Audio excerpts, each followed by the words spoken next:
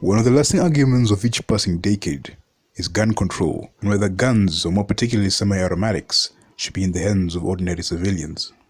Those that are pro-gun will argue, yes, and their reasoning is that such heavy weapons are necessary in order to protect the ordinary civilian from tyrannical government and street thugs. Those on the opposing end of the spectrum would argue that none should carry heavy weapons with exception to trained military personnel.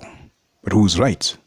Those that oppose guns would point to mass shooting incidences, for example the tragedy known as the Sunday Hook Massacre, whereby innocent children were gunned down mercilessly by crazed gunmen. They would point to such, arguing that if the gunman had not a semi-rifle in the first place, such shootings would never occur.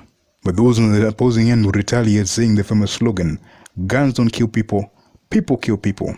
But who's right? Those who oppose guns would fire back, claiming that only a semi-automatic can lead to the killing of 100 or more people in one sitting. In other words, mass killings cannot occur without heavy guns, thereby banning them, or heavily vetting those that have access to them would drastically lower the occurrences. Where they fail to understand these guns don't fire on their own.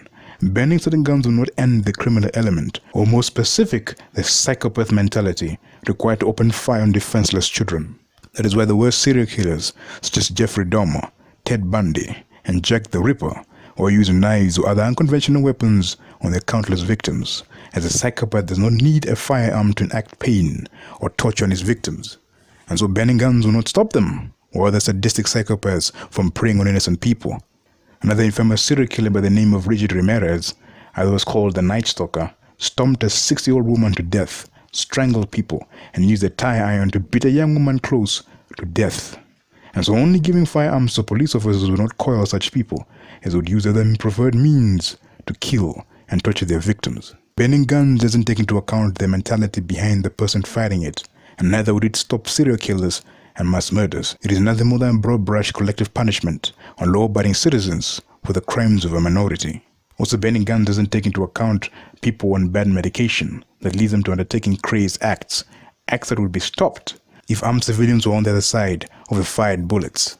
Banning guns will not stop insane, bloodthirsty people from kidnapping, torturing, and killing people. It will not stop violent acts, and neither would it decrease violence in the nation, as violent people would simply use unconventional weapons like knives or bats, or even buy guns from a illegal market, then use them in communities that cannot defend themselves, like when people buy guns in states like Florida or Arizona, then go to liberal states like New York or California to rob and pillage, as you know the people there have no guns to protect themselves.